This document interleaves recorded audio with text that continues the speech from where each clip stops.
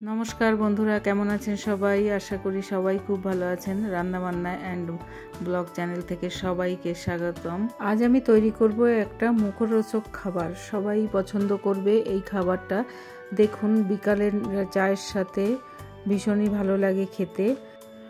ভুট্টা ফ্রাইয়ের জন্য আমি নিয়েছি দুটো ভুট্টা। ভুট্টাটা আমি গোটাই প্রেসার কুকারে একটু লবণ দিয়ে সেদ্ধ করে নিয়েছি, তারপরে আমি দানাগুলো খুলে নিয়েছি।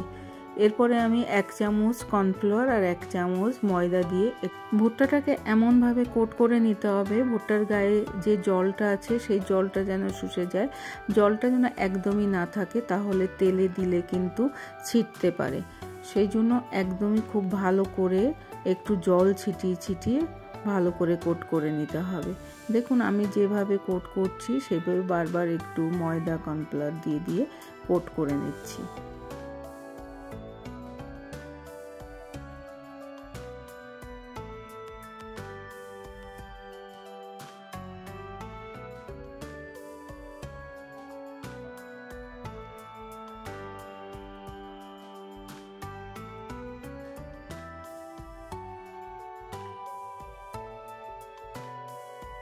খুব ভালো করে কোট করে নিতে হবে। বারবার কর্নফ্লাওয়ার আর ময়দা দিয়ে একটু কোট করে নেবেন। ময়দা না দিলেও শুধু কর্নফ্লাওয়ার দিয়েও করতে পারেন বা শুধু ময়দা দিয়েও করা যেতে পারে। এরপরে আমি একটা চালনিতে নিয়ে একটু ছেঁকে নেব। ভুট্টার ভিতরে যে কর্নফ্লাওয়ার আর ময়দা গুঁড়োটা আছে সেটা নিচেই পড়ে যাবে, উপরে ভুট্টাগুলো একদম ছেঁকে নিতে হবে। আস্তে আস্তে ভুট্টাগুলো আমি একটা এরকম চালনির সাহায্যে তুলে নেব।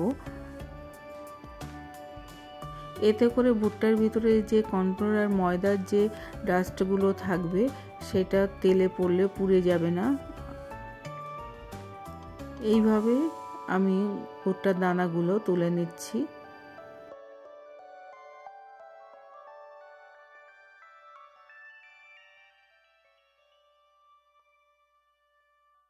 এরপর আমি একটা কড়াইতে তেল দিয়ে দিয়েছি। আমি সাদা তেল দিয়েছি।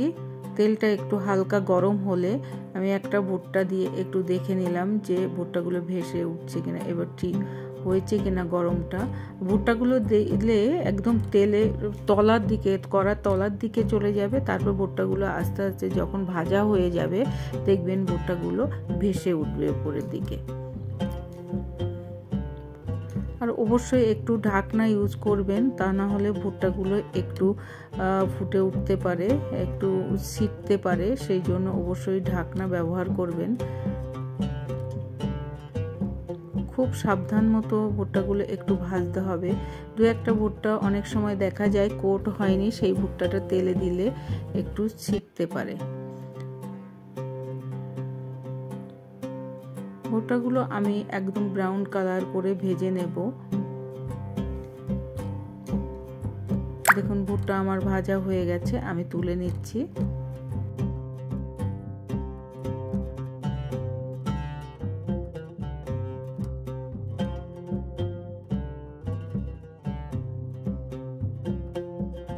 সবগুলো ভুট্টার দানা আমি ভেজে নিয়েছি।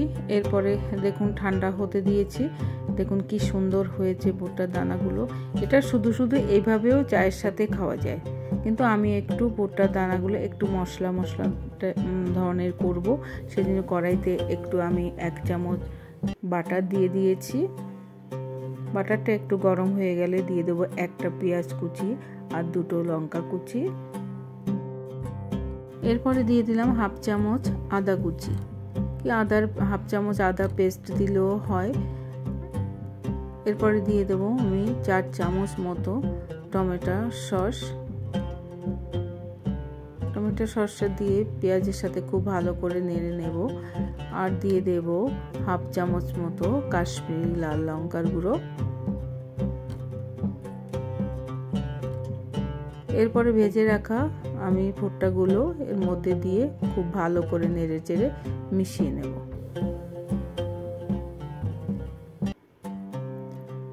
আপনারা অবশ্যই একবার বাড়িতে ট্রাই করে দেখবেন, ভীষণই খেতে ভালো লাগে। উপর থেকে আমি একটু ধনেপাতা দিয়ে দিচ্ছি, এতে করে আরেকটু টেস্ট ভালো আসবে।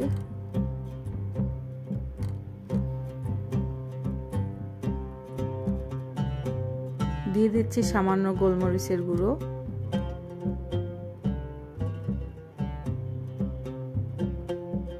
দেখুন আমার ভুট্টা ফ্রাই হয়ে গেছে।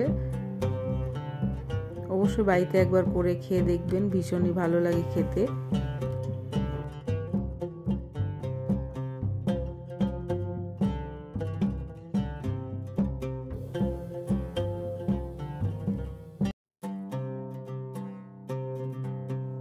সবশেষে আমি একটু দিয়ে দিলাম ধনেপাতা আর একটু চাট মশলা আর একটু লেবুর রস। ভুট্টার এই রেসিপিটা যদি আপনাদের কাছে ভালো লেগে থাকে তাহলে আমার সাথে থাকার অনুরোধ রইল, আর অবশ্যই আমাকে কমেন্টের মাধ্যমে জানাবেন রেসিপিটা আপনাদের কাছে কেমন লাগলো। ভালো থাকবেন, সুস্থ থাকবেন, ধন্যবাদ।